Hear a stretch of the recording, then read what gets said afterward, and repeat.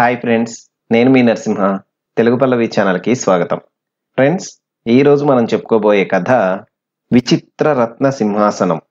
ఈ కథను రాసిన వారు కనికరపు రంగారావు గారు. మగధ రాజ్యానికి రాజైన మహీపతి చాలా ఉత్తముడు. ప్రజలను కన్నబిడ్డల్లా చూసుకునేవాడు. పొరుగు రాజైన కోసలరాజు చండమార్తాండు తన సుసంపన్నమైన సైన్యంతో మగధ రాజ్యాన్ని ముట్టడించి కోటలోకి ప్రవేశించి కోశాగారాన్ని కొల్లగొట్టి నవరత్న ఖచిత విచిత్ర సింహాసనంకై రాజమందిరం అంతా వెతుకుతాడు. సింహాసనం జాడ తెలియలేదు. మహీపతిని ఎన్నో విధాలుగా అడిగినా చెప్పలేదు. చండమార్తాండు కోపించి మహీపతి 2 కళ్ళు పొడిపిస్తాడు. మహీపతి అల్లుడు రత్నాకరుడు పిరికివాడై పారిపోయాడు. విచిత్ర రత్న సింహాసనం జాడ చారుల వల్ల చండమార్తాండు తెలుసుకొని భూగృహంలో నిక్షిప్తమై భద్రపరచబడిన సింహాసనాన్ని, కోశాగార ధనాన్ని తన రాజ్యానికి చేర్చుకున్నాడు. గుడ్డివాడైన మగధరాజ్య రాజు మహీపతిని సామంతరాజుగా చేసుకుని కప్పం చెల్లించే షరతుతో రాజ్యపాలనను ఒప్పచెప్పి కోసల రాజ్యానికి వెళ్లిపోయాడు చండమార్తాండు. మహీపతి జరిగిన అవమానానికి మంచం పట్టాడు. ఆ విషయం తెలిసిన అల్లుడు రత్నాకరుడు తిరిగొచ్చాడు. చివరి క్షణాల్లో కుమార్తె సుగుణవతిని, అల్లుడిని పిలిచి తన ఆఖరి కోరిక రాజ్యపాలనను అల్లుడైన రత్నాకరునికి అప్పజెప్పి కన్నుమూశాడు మహీపతి. సుగుణవతి గర్భవతి అయి కొంతకాలానికి మగబిడ్డను కన్నది. ఆ భార్యాభర్తల అనురాగాల మధ్య ప్రతాపసేనుడను నామధేయంతో పెరిగి పెద్దవాడై యుక్త వయస్కుడై సకల విద్యా పారంగతుడై పట్టాభిషేకానికి అర్హుడయ్యాడు. మహారాణి సుగుణవతి భద్రపరిచిన తండ్రి కరవాలాన్ని ప్రతాపసేనుడికిచ్చి, ప్రతాపసేన, మీ తాతగారి కరవాలం ఇది. ఆయన ఆత్మకు శాంతిని కలగజేయి. అప్పుడు నా మనస్సు కుదుట పడుతుంది. ఇన్ని సంవత్సరాల నుండి నాలో రగిలే పగను చల్లార్చు. మీ తాతగారికి ఇచ్చిన వాగ్దానాన్ని నువ్వు నెరవేర్చు. పొరుగు రాజైన కోసల దేశ చక్రవర్తి చండమార్తాండు మనకు శత్రువు. అతన్ని వధించి నా కోరిక నెరవేర్చు. అప్పుడే నా మనస్సుకు శాంతి. మన ధన కనక మణిముత్య రత్నరాశులను, విచిత్ర సింహాసనాన్ని మన రాజ్యానికి తీసుకునిరా అని ఆజ్ఞాపించింది మహారాణి సుగుణవతి. ప్రతాపసేనుడు సంతోషంతో, అమ్మా, మీ శపథం నెరవేర్చుతాను. ఆ కోసలరాజు రక్తధారలలో నా కరవాలాన్ని ఓలలాడిస్తాను, సరేనా అన్నాడు. మహారాణి కుమారుడి పరాక్రమమైన పలుకులతో తృప్తిగా నిట్టూర్చింది. వెంటనే ప్రతాపసేనుడు కోసల రాజ్యం మీదకు దండెత్తాడు. మగధ కోసల రాజ్యాలకు హోరాహోరీగా యుద్ధం జరిగింది. ఇరువైపుల సైనికులు పట్టుదలతో పోరాడారు. కానీ మగధ రాజ్య సైన్యం కొంచెమే అయినా వారి ధాటికి కోసల సైన్యం తట్టుకోలేకపోయింది. ప్రతాపసేనుడు చండమార్తాండుని రణరంగంలోనే ఎదుర్కొని చంపివేశాడు. కోసల రాజ్య కోటపై తన రాజ్య చిహ్నం సింహం పతాకాన్ని ఎగరవేశాడు. కోసల రాజ్యం మగధ రాజ్యానికి అధీనమైపోయింది. అర్ధరాత్రి సమయం. మగధ రాజ్య సైన్యం రణరంగ ప్రదేశంలో గుడారాలు వేసుకొని బస ఏర్పాటు చేసుకున్నారు. ప్రతాపసేనుడు ప్రత్యేక గుడారంలో నిద్రిస్తున్నాడు. ముఖానికి నల్లని ఇనుప కవచం ధరించి, ఒంటికి నల్లని వస్త్రంతో కోసల రాజ్య రాకుమార్తె చంద్రికాదేవి మారువేషంతో గుడారంలోకి రహస్యంగా వచ్చి నిద్రపోతున్న ప్రతాపసేనుడి గుండెల మీద చేతిలోనున్న కత్తిని నిలిపి ప్రతాపసేన అని పిలిచింది గొంతు మార్చి. ప్రతాపసేనుడు గాఢ నిద్ర నుండి మేల్కొని చివ్వున లేచి కూర్చున్నాడు. ప్రతాపసేన, కత్తిదుయ్, నీ వీరత్వం ఏమిటో ఇప్పుడే తేలుతుంది అంది రాజకుమారి చంద్రికాదేవి. ప్రతాపసేనుడు చిరునవ్వుతో, భేష్, భలే వీరుడివి. నిరాయుధంగా నిద్రపోతున్న శత్రువును చంపవచ్చునా అని అడిగాడు. ఇదిగో కత్తి అంటూ వరలోనున్న కత్తిలాగి ప్రతాపసేనునికి అందించింది చంద్రికాదేవి. ఇరువురికి భయంకరమైన యుద్ధం జరుగుతోంది. ఒకరికి మించిన వారు మరొకరుగా తమ నైపుణ్యాన్ని ప్రదర్శిస్తున్నారు. చుట్టుపక్కల గుడారాల్లోని సైనికులు బిలబిలమంటూ ఆ ప్రదేశాన్ని చుట్టుముట్టారు. కానీ ఏ ఒక్కరికి ఆజ్ఞ ఇవ్వలేదు ప్రతాపసేనుడు. ప్రతాపసేనుడే ఒంటరిగా ఆ వ్యక్తిని ఎదుర్కోవాలని నిర్ణయించుకున్నాడు. చంద్రికాదేవి అలసటతో చేతిలోనున్న కత్తిని వదిలివేసింది. ప్రతాపసేనుడు తన కరవాలంతో తల మీదనున్న ఇనప కవచాన్ని కొట్టివేశాడు. ఇనప కవచం నేలపై పడింది. ముసుగులో ఉన్న రాజకుమారి రూపం బయటపడింది. ఓ, రాకుమారి చంద్రికాదేవి అంటూ ఆశ్చర్యపోయాడు ప్రతాపసేనుడు. అవును, నిన్నంతమొందించడానికి వచ్చిన శత్రువును. విచిత్ర రత్నసింహాసనం తెచ్చి ఇస్తానని నీవు నీ తల్లికి ఎలా వాగ్దానం చేశావో, నేను సింహాసనాన్ని కాపాడతాను అని నా తండ్రికి వాగ్దానం చేశాను. నన్ను అంతమొందించి ఆ సింహాసనాన్ని చేజిక్కించుకో అంటూ బొడ్డులో నుండి కత్తి తీసింది చంద్రికాదేవి. మా కత్తులు వైరివీరుల కంఠాలనే కాని నీ వంటి సుకుమారులను కాదు ఖండించేది అన్నాడు ప్రతాపసేనుడు. యువరాజా, ఈమె మన శత్రు రాజకుమార్తె, క్షమించకూడదు అన్నాడు మగధ రాజ్యసేనాని సుధీరుడు. పోనీలే పాపం, మన్నించాం అన్నాడు ప్రతాపసేనుడు. జరిగిన అవమానానికి రాజకుమార్తె చంద్రికాదేవి కృంగిపోయింది. అవమానంతో జీవించడం వృధా అనుకొని వెంటనే తన వేలి ఉంగరంలో భద్రపరుచుకున్న విషపు పొడిని మింగబోయింది. ప్రతాపసేనుడు ఆమె ప్రయత్నానికి అడ్డుపడ్డాడు. రాజకుమారి, మీరు చాలా తొందరపడుతున్నారు. ఆత్మహత్యాయత్నానికి, హత్యాయత్నానికి రేపు ఉదయం సభలో క్షమాపణ చెప్పుకోవలసి ఉంటుంది అంటూ అక్కడి నుండి వెళ్ళిపోయాడు ప్రతాపసేనుడు. కోసల రాజ్య మహాసభలో ప్రతాపసేనుడు సింహాసనాధిష్ఠుడై ఉన్నాడు. రాజకుమారి చంద్రికాదేవిని ప్రవేశపెట్టారు. కోసల దేశ రాజకుమార్తె చంద్రికాదేవి మగధ దేశ యువరాజు ప్రతాపసేనుణ్ణి హత్య చేయ ప్రయత్నించింది. ఆమె నేరం ఒప్పుకుంది. సభాముఖంగా క్షమాపణ చెప్పుకుంటుంది అన్నాడు మగధరాజ్య మహామంత్రి జయపాలుడు. చంద్రికాదేవి తల వంచుకొని నా తప్పు క్షమించాలి అని అంది.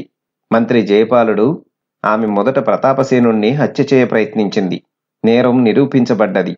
అందువల్ల ఆమెకు శిక్ష ఏమంటే కోసల రాజకుమారి చంద్రికాదేవి ప్రతాపసేనుణ్ణి పుష్పమాలాంకృతుణ్ణి చేస్తుంది అన్నాడు మంత్రి. చంద్రికాదేవి ప్రతాపసేనుడి మెడలో దండ వేసింది. చేతనున్న దండను రాజకుమారి మెడలో వేశాడు ఆనందంగా ప్రతాపసేనుడు. ప్రతాపసేనుడికి చంద్రికాదేవికి వైభవంగా వివాహం జరిగింది.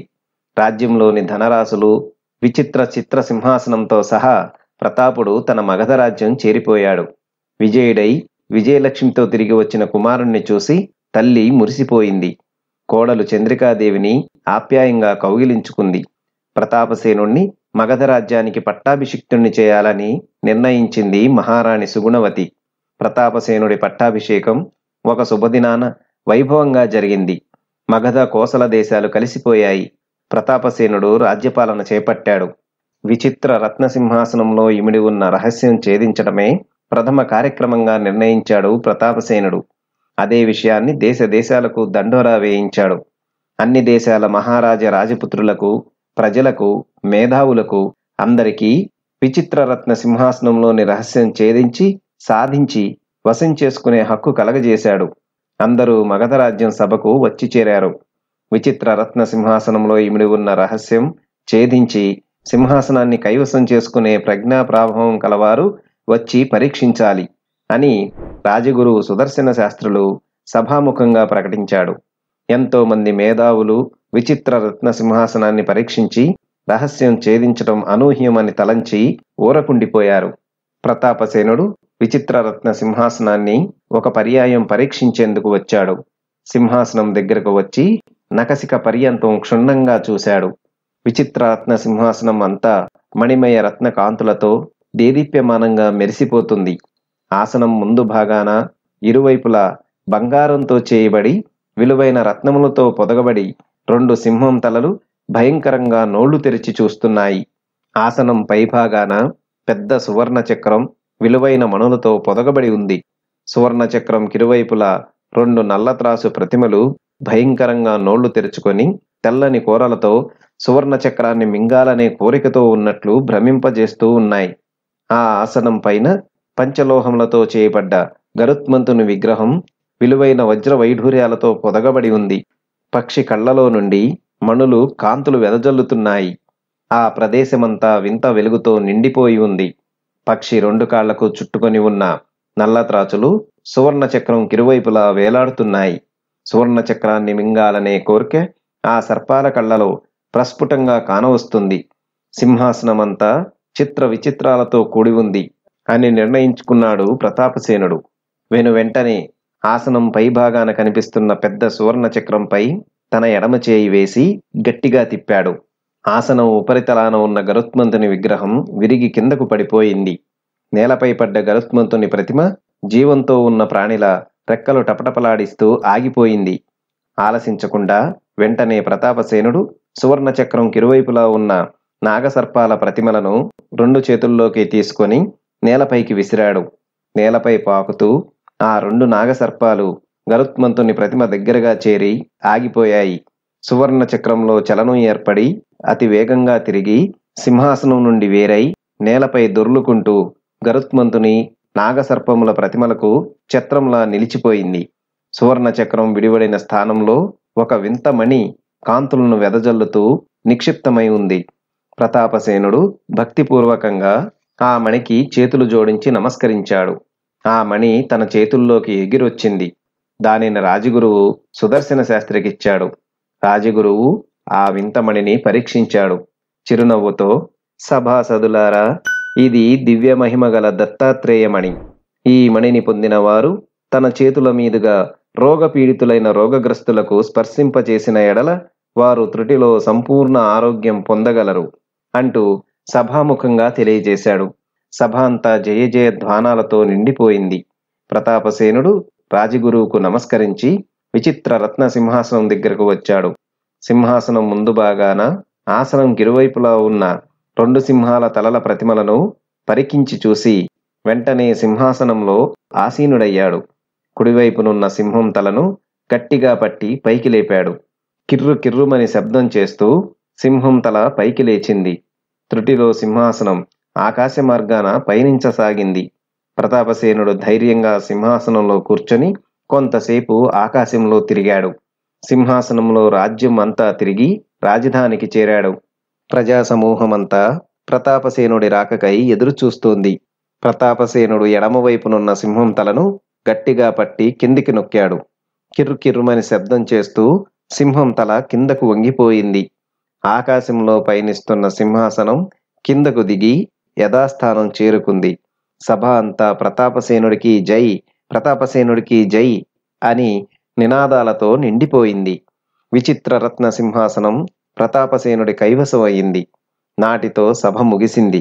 యువరాజు ప్రతాపసేనుడు, రాజకుమారి చంద్రికాదేవి విచిత్రరత్న సింహాసనంలో కూర్చొని ఆకాశంలో వెన్నెల రాత్రుల్లో ప్రతిరోజు విహరించసాగారు.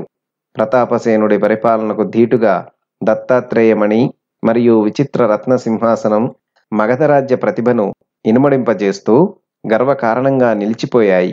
చూశారు కదా ఫ్రెండ్స్, ఇది ఈరోజు కథ. మరొక మంచి కథతో తదుపరి వీడియోలో కలుసుకుందాం. ధన్యవాదాలు.